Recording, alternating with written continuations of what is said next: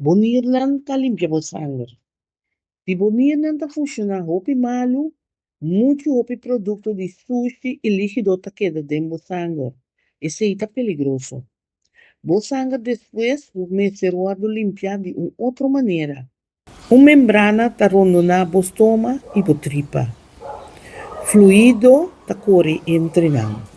O vaso chiquito de sangue está situado dentro da membrana aqui. Durante o espulamento de barriga, a membrana aqui filtra o sangue. Uma operação menor está necessária para o espulamento de barriga. Depois, logo tubo hincado dentro da barriga. O tubo aqui se chama catéter. O líquido está flui dentro da barriga através do catéter aqui.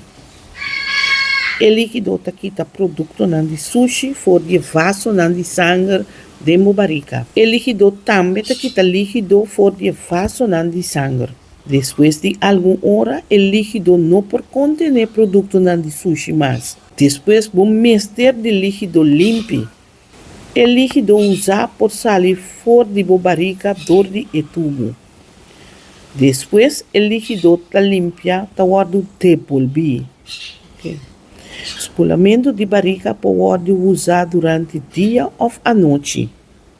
Vou por cinta ou dormir para Isaki. Isaki pode assim na casa ou em outro lugar limpo. Vou no mês visitar centro de diálise cada vez. Durante o dia, vou mesmo cambia o líquido. Isaki me guarda assim 4 vezes por dia. Logo sim, compara Isaki tem curso. Se botas pudem à noite, uma cinta saca o líquido usar fora de barriga e depois reemplaçar com líquido limpo. E uma cinta assim saque algum biapa à noite. Vou simplesmente queda dormir. Durante o curso, botazinha com a machine funciona. Espulamento de barriga está menos efetivo que o saudável. Produto não sushi sempre está queda de sangue. Pensei, vou seguir uma dieta. Vou beber menos líquido também.